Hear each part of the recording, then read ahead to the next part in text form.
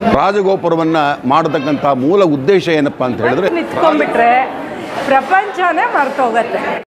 ನಾನು ಏನು ತಿಳ್ಕೊಂಡೆ ಅದು ಕೂಡ ಫಸ್ಟ್ ಕ್ಲಾಸ್ ಆಗಿದೆ. ಎಲ್ಲ ದೇವ್ರ ಅನುಕೂಲ, ನಮ್ಮ ಕೈಲಿ ಏನಿಲ್ಲ. ಹಾಯ್ ಹಲೋ ನಮಸ್ಕಾರ ವೀಕ್ಷಕರೇ, ಎಂದಿನಂತೆ ನಾನು ಪ್ರೀತಿಯ ಜೀವನ್ ಮಾತಾಡ್ತಾ ಇದ್ದೀನಿ. ಇವತ್ತು ಬೆಂಗಳೂರಿನ ಸುಬ್ರಹ್ಮಣ್ಯಪುರದಲ್ಲಿರುವಂತಹ ಶ್ರೀ ವಲ್ಲಿ ದೇವಸೇನಾ ಸಮೇತ ಸುಬ್ರಹ್ಮಣ್ಯ ಸ್ವಾಮಿ ದೇವಸ್ಥಾನದಲ್ಲಿ ವಿಶೇಷ ರಾಜಗೋಪುರ ಕುಂಭಾಭಿಷೇಕ ನಡೆದಿದೆ ವೀಕ್ಷಕರೇ. ಆ ರಾಜಗೋಪುರದ ವಿಶೇಷತೆ ಏನು, ಆ ರಾಜಗೋಪುರ ಏನಕ್ಕೆ ಅಲ್ಲಿ ನಿರ್ಮಿಸಿರ್ತಾರೆ, ಅದರ ಬಗ್ಗೆ ಎಲ್ಲ ವಿಸ್ತೃತವಾಗಿ ತಿಳ್ಕೊಳ್ಳೋಣ. ಹಾಗೆ ನಮ್ಮ ಚಾನಲ್ ಯಾರು ಸಬ್ಸ್ಕ್ರೈಬ್ ಮಾಡಿಲ್ವೋ ಪ್ಲೀಸ್ ಸಬ್ಸ್ಕ್ರೈಬ್ ಮಾಡಿ, ಶೇರ್ ಮಾಡಿ, ಲೈಕ್ ಮಾಡಿ ಹಾಗೂ ಕಮೆಂಟ್ ಮಾಡಿ. ಈ ದೇವಸ್ಥಾನದ ರಥೋತ್ಸವದ ಬಗ್ಗೆ 2 ವಿಡಿಯೋ ಮಾಡಿದ್ದೀನಿ, ಅದನ್ನು ನೋಡ್ಕೊಂಬನ್ನಿ. ಇದು ಪಾರ್ಟ್ 1 ವಿಡಿಯೋ ವೀಕ್ಷಕರೇ. ಬನ್ನಿ ವಿಡಿಯೋದೊಳಗಡೆ ಹೋಗೋಣ. ಷಡಾನನಂ ಚಂದನ ಲೇಪಿತಾಂಗಂ ಮಹಾರಥಂ ದಿವ್ಯ ಮಯೂರ ವಾಹನಂ ರುದ್ರಸ್ಯ ಸೋನು ಸುರಲೋಕನಾಥಂ ಬ್ರಹ್ಮಣ್ಯ ದೇವಂ ಶರಣಂ ಪ್ರಪದ್ಯೆ. ವೀಕ್ಷಕರೇ, ಹಿಂದೂ ಪುರಾಣಗಳ ಪ್ರಕಾರ ಸುಬ್ರಹ್ಮಣ್ಯ ಸ್ವಾಮಿಯು ಸೈನ್ಯಾಧ್ಯಕ್ಷ ಆಗಿದ್ದಾನೆ ವೀಕ್ಷಕರೇ. ಸುಬ್ರಹ್ಮಣ್ಯ ಸ್ವಾಮಿಯ ಒಂದು ವಿಶೇಷ ಆರಾಧನೆಯಿಂದ ನಮ್ಮ ಕುಟುಂಬದಲ್ಲಿರುವಂತಹ ಯಾವುದೇ ನಿವೃತ್ತಿಯಾಗದಂತಹ ದೋಷಗಳಿದ್ದರೆ ಆ ದೋಷಗಳು ತೊಲಗಿ ಹೋಗುತ್ತೆ ವೀಕ್ಷಕರೇ, ಹಾಗೂ ಸತ್ಸಂತಾನ ಉಂಟಾಗುತ್ತೆ ವೀಕ್ಷಕರೇ. ಈ ದೇವಸ್ಥಾನವನ್ನು ಸ್ಥಾಪನೆ ಮಾಡಿರುವಂತಹ ಶ್ರೀ ಆದಿಲಕ್ಷ್ಮಮ್ಮ ಸುಬ್ಬಯ್ಯ ಶೆಟ್ಟಿಯವರ ಒಂದು ಬೃಹತ್ ಕನಸು ಈ ಸಂದರ್ಭದಲ್ಲಿ ನೆರವೇರಿದೆ ವೀಕ್ಷಕರೇ. ಅವರು ತಮ್ಮ ಮುಂದಿನ ಪೀಳಿಗೆಗೋಸ್ಕರ ಹಾಕಿಕೊಂಡಂತಹ ಒಂದು ಬುನಾದಿ ಇಂದು ಅವರ ಮೊಮ್ಮಕ್ಕಳು ಹಾಗೂ ಕುಟುಂಬದವರು ಈ ವಿಶೇಷವಾದಂತಹ ದೇವಸ್ಥಾನವನ್ನು ಸಂಪೂರ್ಣಗೊಳಿಸಿದ್ದಾರೆ ವೀಕ್ಷಕರೇ. ಸುಬ್ರಹ್ಮಣ್ಯೇಶ್ವರ ಸ್ವಾಮಿ ದೇವಸ್ಥಾನದ ರಾಜಗೋಪುರದ ಒಂದು ಮಹಾಕುಂಭಾಭಿಷೇಕವನ್ನು ಋತ್ವಿಕರಾದಂತಹ ಶ್ರೀಯುತ ವಿಶ್ವೇಶ್ವರ ಭಟ್ರು, ವಾಸವಿ ಕನ್ನಿಕಾ ಪರಮೇಶ್ವರ ದೇವಸ್ಥಾನದ ಪ್ರಧಾನ ಅರ್ಚಕರು, ಹಾಗೂ ಚಂದ್ರಶೇಖರ ಶಾಸ್ತ್ರಿಯವರು ಮತ್ತು ನಮ್ಮೆಲ್ಲರ ಅಚ್ಚುಮೆಚ್ಚಿನ ಗುರುಗಳಾದ ವೇದ ಬ್ರಹ್ಮಶ್ರೀ ಬಾಲಚಂದ್ರ ಶಾಸ್ತ್ರಿಯವರು, ಈ 3 ಬ್ರಾಹ್ಮಣರ ನೇತೃತ್ವದಲ್ಲಿ ಈ ಎಲ್ಲ ಕಾರ್ಯಕ್ರಮಗಳು ಅದ್ಭುತವಾಗಿ ನೆರವೇರಿದೆ ವೀಕ್ಷಕರೇ.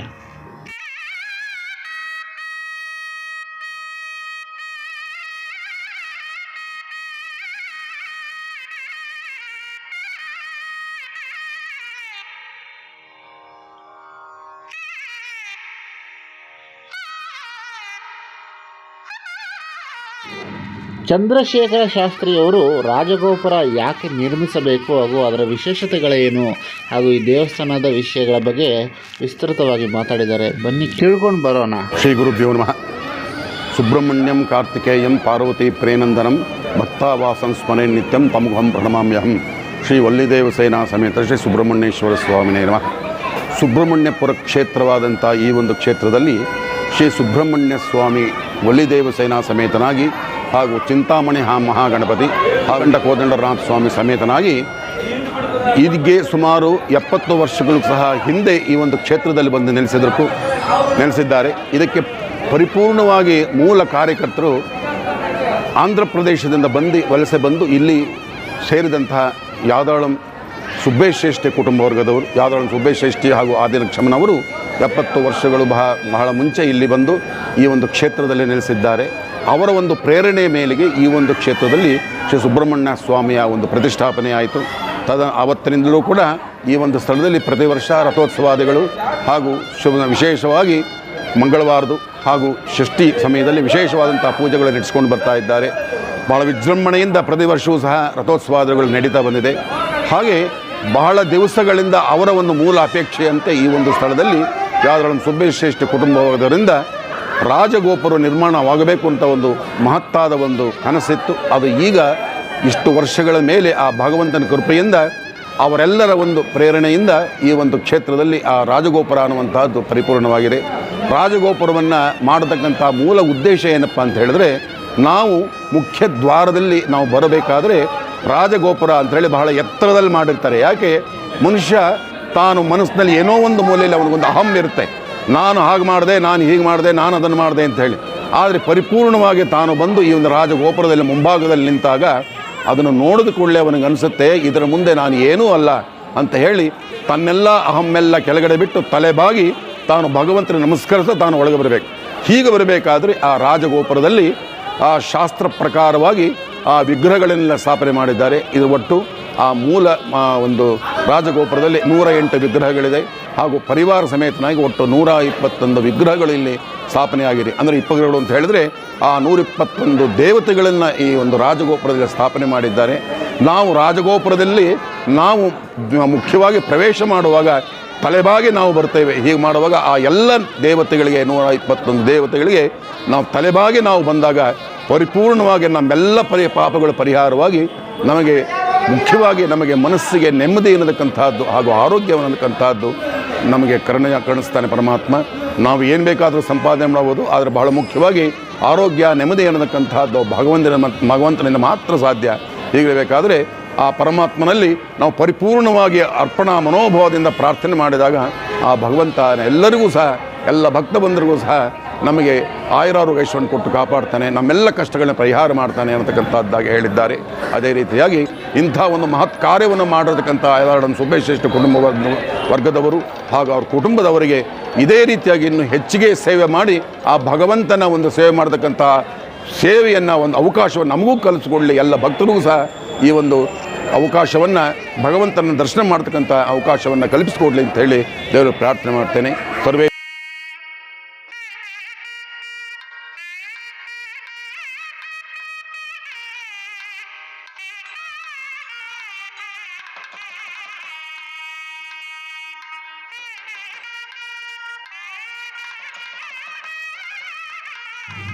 ವೀಕ್ಷಕರೇ, ಪಂಚಲೋಹದಿಂದ ಮಾಡಿರುವಂತಹ ಈ 5 ಕಳಶಗಳು ನೀವೇನು ಇಲ್ಲಿ ನೋಡ್ತಿದ್ದೀರಾ, ಇದಕ್ಕೆ ಚಿನ್ನದ ಲೇಪನ ಮಾಡಿದ್ದಾರೆ ವೀಕ್ಷಕರೇ.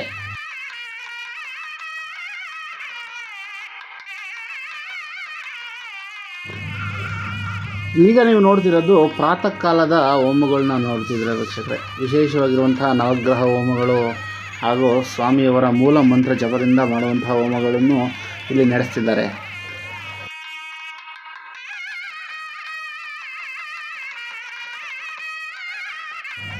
ತತ್ಪುರುಷಾಯ ವಿದ್ಮಹೇ ಮಹಾದೇವಾಯ ಧೀಮಹೇ ತನ್ನೋ ರುದ್ರ ಪ್ರಚೋದಯ.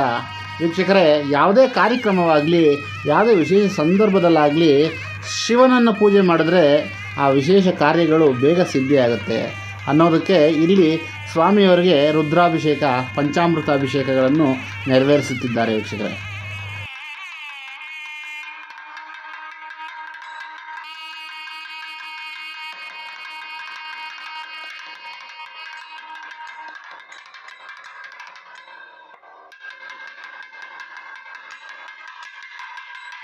ಶಿಖರ ದೇವತೆಯನ್ನು ಪೂಜಿಸಿ ಶಿಖರದ ಮೇಲೆ ನಾವು ಏನು ಕಳಶ ಇಡ್ತೀವಲ್ಲ ಅದನ್ನು ಮೂಲ ವಿಗ್ರಹದ ಸ್ವರೂಪ ಅಂತ ನೆನೆಸ್ಕೊಂಡು, ಹೇಗೆ ಮೂಲ ವಿಗ್ರಹಕ್ಕೆ ನಾವು ಪ್ರತಿಷ್ಠಾಪನೆಗೆ ಮುಂಚೆ ಅಭಿಷೇಕಗಳನ್ನು ನೆರವೇರಿಸ್ತೀವೋ ಅದೇ ರೀತಿಯಲ್ಲಿ ಕಳಶಗಳಿಗೂ ನಾವು ಪೂಜೆಗಳು, ಅಭಿಷೇಕಗಳನ್ನು ನೆರವೇರಿಸಿದ ನಂತರ ಸ್ವಾಮಿಯವ್ರನ್ನ ಅರ್ಥಾತ್ ಕಳಶಗಳನ್ನು ನಾವು ಶಿಖರದಲ್ಲಿ ಪ್ರತಿಷ್ಠಾಪನೆ ಮಾಡ್ತೀವಿ ವೀಕ್ಷಕರೇ.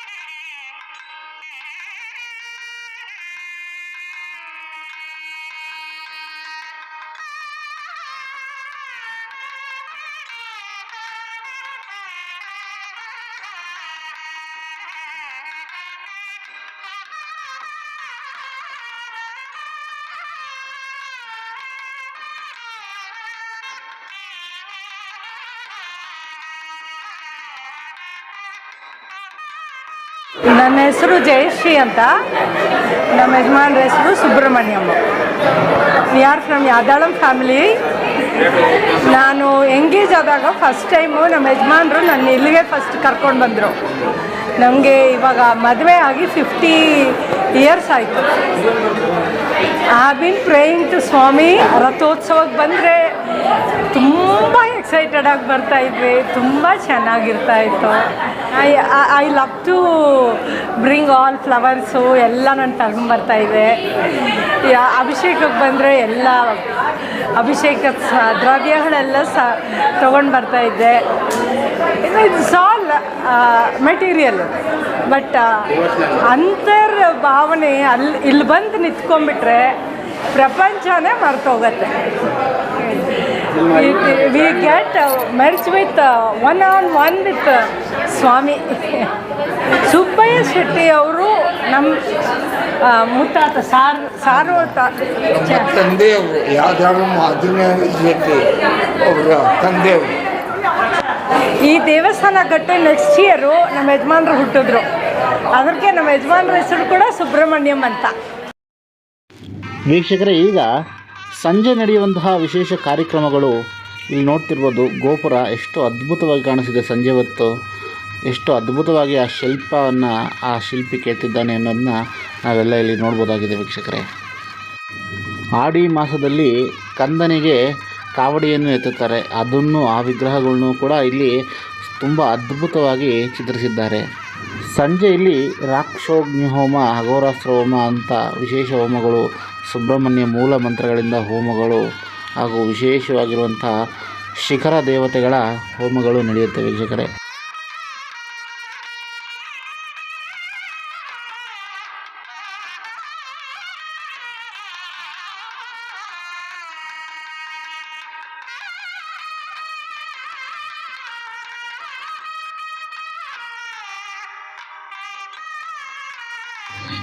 ವೀಕ್ಷಕರೇ, ಸಾಯಂಕಾಲ ಅಂದರೆ ಪ್ರತಿಷ್ಠಾಪನೆ ಆಗೋದಕ್ಕಿಂತ ಹಿಂದಿನ ದಿನ ರಾತ್ರಿ ಆ ಕಳಶ 5 ಕಳಶಗಳನ್ನು ಸ್ವಾಮಿಯ ಗ್ರಾಮದ ಸುತ್ತಲೂ ಪ್ರದಕ್ಷಿಣೆ ಮಾಡೋಕ್ಕೆ ಕರ್ಕೊಂಡು ಹೋಗ್ತಾರೆ. ಅಂದರೆ ದೇವಸ್ಥಾನ ಸುತ್ತಲೂ ಒಂದು ಪ್ರದಕ್ಷಿಣೆ ಮಾಡಿ ಮೆರವಣಿಗೆ ಮಾಡಿ ಕರ್ಕೊಂಬರ್ತಾರೆ. ಯಾಕಂದರೆ ಕಳಶಗಳು ಸಾಕ್ಷಾತ್ ಸುಬ್ರಹ್ಮಣ್ಯನ ಸ್ವರೂಪ ಅಂತ ಇಲ್ಲಿ ಭಾವಿಸಿ ಅದನ್ನು ಮಾಡ್ತಾರೆ ವೀಕ್ಷಕರೇ.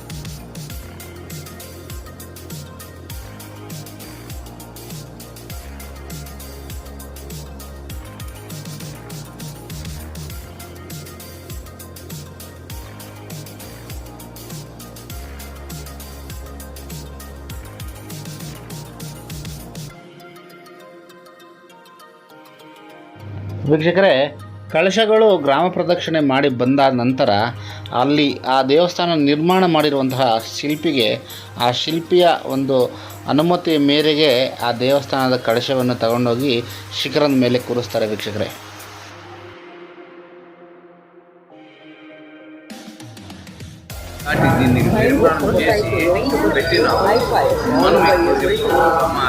అర్పిస్తున్నాము. దాన్ని మేమేమి ఇస్తామో దాన్ని స్వీకరించి సంతోషంగా మనకి ఇస్తే మనం ಎಲ್ಲರಿಗೂ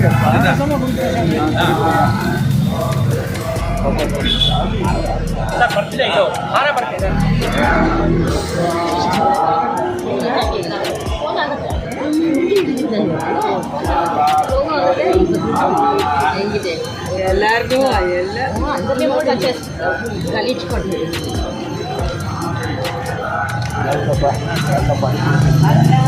ಎಲ್ಲದಕ್ಕೂ ಸಂತೋಷವಾಗಿ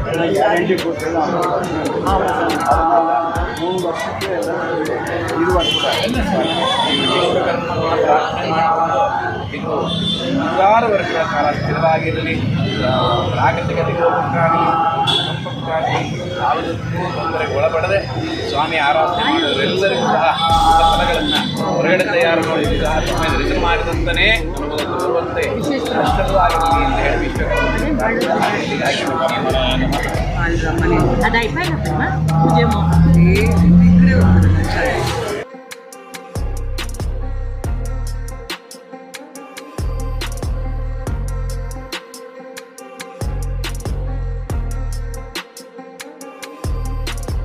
ನಾನು ಇಲ್ಲಿ ವಸಂತಪುರಲ್ಲಿ ಒಂದು ದೇವಸ್ಥಾನ ಕಟ್ಟಿದ್ದೀನಿ, ಈ ಶಿವನ್ ಟೆಂಪಲ್. ಅಲ್ಲಿಂದ ಪರಿಚಯ ಮಾಡಿ ಸರ್ಕಲ್ ಆಂಜನೇಯ ದೇವಸ್ಥಾನ ಮಾಡಿದ್ದೀನಿ. ನೆಕ್ಸ್ಟ್ ಮಾರಮ್ಮ ದೇವಸ್ಥಾನ, ಇದನ್ನು ಅದಕ್ಕೆ ನೆಕ್ಸ್ಟ್ ಇದು ನಾನು ಮಾಡಿದ್ದೀನಿ. ಫೌಂಡೇಶನ್ ಫೌಂಡೇಶನ್ ಸ್ಟ್ರಾಂಗ್ ಇರಬೇಕು ಮೇಯ್ನ್. ಅದು ಫೌಂಡೇಶನ್ ಚೆಕ್ ಮಾಡಿದೆ, ರಾಜಗೊಬ್ಬರ ಕಟ್ಟಬೇಕು. ಅದು ಚೆಕ್ ಮಾಡಿದ್ದೀನಿ, 2-3 ಇಂಜಿನಿಯರ್ ಬಂದು ಆರ್ಕಿಟೆಕ್ಟ್ನ ಬಂದು ಚೆಕ್ ಮಾಡಿದೆ. ನಾನು ಮೇಲೆ ಶುರು ಮಾಡಿದ್ದೀನಿ. ಅದ್ಮೇಲೆ ಪಕ್ಕ ಬೀಮ್ನ ಹಾಕಿ ಕರೆಕ್ಟಾಗಿ ಪೊಸಿಷನ್ ಬಡಿ ಕಟ್ಟಿದ್ದೀನಿ. ಅದು ವಾಸ್ತುಶಾಸ್ತ್ರ. ಅದರ ಮುಂದೆ ರಾಜಗೊಬ್ಬರ ಎಷ್ಟು ಅಗಳದ ತಕ್ಕನ ಹೈಟ್ ಇರಬೇಕು. ಎಷ್ಟು ಅಂತಸ್ತು ಇರಬೇಕು? ಇದು ಒಂದು 5 ಸ್ಟೆಪ್ ಕೊಟ್ಟಿದ್ದೇನೆ. ಯಾಕೆ 5 ಸ್ಟೆಪ್ ಕೊಟ್ಟಿದ್ದೀರಾ? ಈಗ ಅಗಲ ಒಂದು 23 ಅಡಿ ಇದೆ. 23ಕ್ಕೆ ಒಂದು ಅಳತೆ ಮಾಡಿದ್ರೆ 35 ಅಡಿ ಹೈಟ್ ಬರಬೇಕಾಯ್ತೆ. ಇನ್ನು 35 ಅಡಿಯಲ್ಲಿ 5 ಸ್ಟೆಪ್ಪೇ ಮಾಡೋಕ್ಕಾಗತ್ತೆ. ಅದು 5 ಸ್ಟೆಪ್ಪಲ್ಲಿ ಕಟ್ಟಿದ್ದೀನಿ. ಸುಮಾರು 108 ವಿಗ್ರಹ ಇದೆ ದೇವರು. ಆಮೇಲೆ ಸುಬ್ರಹ್ಮಣ್ಯರು ಸಂಬಂಧಪಟ್ಟದೆ, ಈ ಕಡೆ ರಾಮರ ಸಂಬಂಧಪಟ್ಟದ್ದು ಮಾಡಿದ್ದೀನಿ. ಆ ಕಡೆ ಗಣೇಶರ ಸಂಬಂಧಪಟ್ಟ ವಿಗ್ರಹ ಮಾಡಿದ್ದೀನಿ. ಇದು 1 ವರ್ಷ ಅಗ್ರಿಮೆಂಟ್ ಹೇಳಿದ್ರಿ ಯಜಮಾನ್ರಿ. ನಾನು 2 ವರ್ಷ ಆಯ್ತು, ಸ್ವಲ್ಪ ಲೇಟ್ ಆಯ್ತು ವರ್ಕ್. ಏನು ಸ್ವಲ್ಪ ಕೆಲಸ ಮಾಡೋಕ್ಕೆ ಜಾಸ್ತಿ ಆಯ್ತು. ಸೈಡಲ್ಲಿ ಪಾರ ಬಿಟ್ಟಿದ್ದು ವರ್ಕ್ ಜಾಸ್ತಿ. ಆಮೇಲೆ ಡೋರ್ನ ಮಾಡೋಕ್ಕೆ ವಾಸ್ಕಾಲೆ ಇದನ್ನು ಸ್ವಲ್ಪ ಕೆಲಸ ಜಾಸ್ತಿ ಹಿಡಿದಿದೆ. ಅದಕ್ಕೋಸ್ಕರ 1 ವರ್ಷ ಎಕ್ಸ್ಟ್ರಾ ಆಗಿದೆ. ಕಳಸ ಅಂದರೆ ಕುಂಭಕೋಣದಲ್ಲಿ ಆರ್ಡ್ರ್ ಮಾಡಿದರೆ, ಕುಂಭಕೋಣ ಪಂಚಲೋಕ ಕಳಸ. ಅದು ತಾಮ್ರ ಕಳಸದಲ್ಲಿ ಕೋಲ್ಡ್ ಪಾಲಿಶ್ ಮಾಡಿ ಸುಮಾರು 90 ಗ್ರಾಮ್ 90 ಗ್ರಾಮ್ ಹಾಕಿ ಪಾಲಿಶ್ ಮಾಡಿ ಇಲ್ಲಿಯೇ ತಂದು ಮಾಡಿದರೆ, ಕಳಸ ಅಲ್ಲಿಂದ ಮಾಡಿ ತಂದಿರು. ಪಾಲಿಶ್ ಇಲ್ಲೇ ಮಾಡಿದರು. ಫಸ್ಟ್ ನಾನು ಏನು ತಿಳ್ಕೊಂಡೆ ಅದು ಕೂಡ ಫಸ್ಟ್ ಕ್ಲಾಸ್ ಆಗಿದೆ. ಎಲ್ಲ ದೇವ್ರ ಒಡೆಯ ಅನುಕೂಲ, ನಮ್ಮ ಕೈಲಿ ಏನಿಲ್ಲ. ಎಲ್ಲ ಕಷ್ಟನೇ ಒಂದು ಚೂರು ಬಂದಿಲ್ಲ. ಭಾರಿ ಈಸಿಯ ಕೆಲಸ ಆಗಿದೆ. ಯಾರಿಗೇನು ತೊಂದರೆ ಇಲ್ಲ. ಮೇಲೆ ಹೈಟ್ ಅಷ್ಟು ದೂರ ಹೈಟ್ ಮಾಡಿದ್ದೀನಿ. ಯಾರಿಗೆ ಹಿಂದೆ ಪ್ರಾಬ್ಲಮ್ ಇಲ್ಲ, ಒಂಚೂರು ಪ್ರಾಬ್ಲಮ್ ಇಲ್ಲ. ಆ ದೇವರುடைய ಅನುಕೂಲನ ಹೇಳಬೇಕು.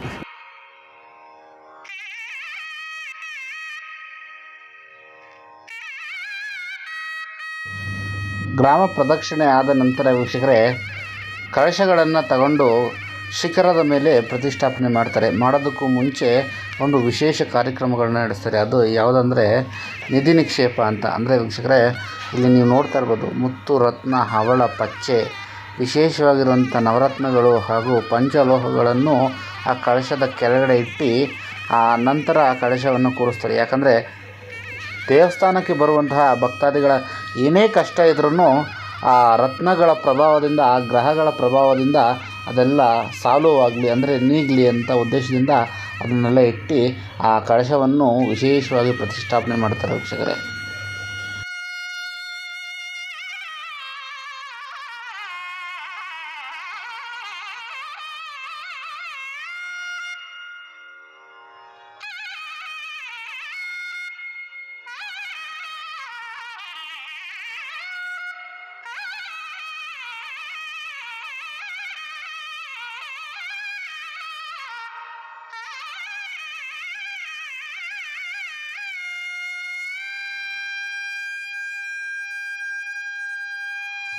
ವೀಕ್ಷಕರೇ, ಈ ಪೂಜಾ ವಿಧಿವಿಧಾನಗಳೆಲ್ಲ ಆದ ನಂತರ ಮತ್ತೆ ಹೋಮಕ್ಕೆ ಪೂರ್ಣಾಹುತಿಯನ್ನು ಕೊಟ್ಟು ಇವತ್ತಿನ ಪೂಜೆಯನ್ನು ಸಂಪನ್ನಗೊಳಿಸ್ತಾರೆ.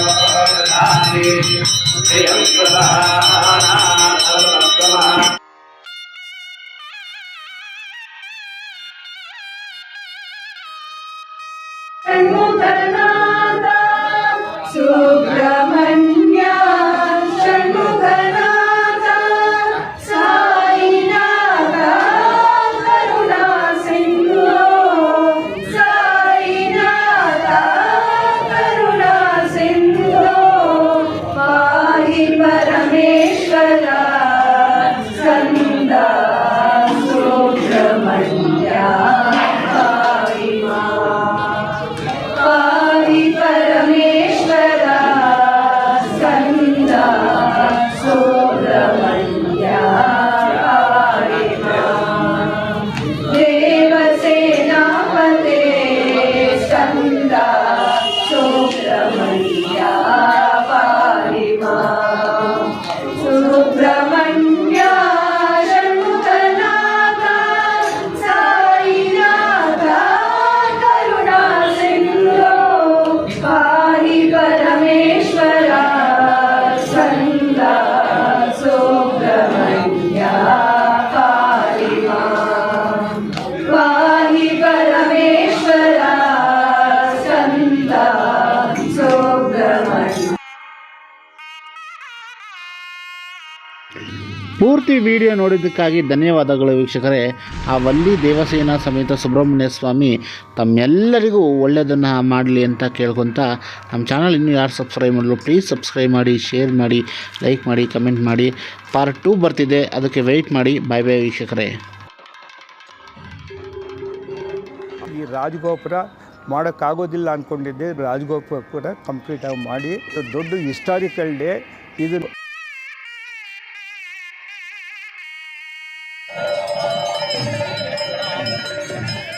ಧರ್ಮಕ್ಷೇತ್ರ ಸುಬ್ರಹ್ಮಣ್ಯಪುರ ಅತ್ಯುತ್ತಮವಾಗಿರತಕ್ಕಂಥ ಕ್ಷೇತ್ರವಾಗಿದೆ. ಇಲ್ಲಿ ಬಂದು ಯಾರು ಪ್ರಾರ್ಥನೆ ಮಾಡಿದರೂ ಸಹ ಅವರ ಇಷ್ಟಾರ್ಥಗಳು ನೆರವೇರುತ್ತೆ ಅನ್ನುವಂಥದ್ದನ್ನು ನಾನು ಅದು ಸ್ವಾಮಿ ಕಾರ್ಯಕ್ರಮ ಮಾಡಿಸಿದ್ದಾರೆ.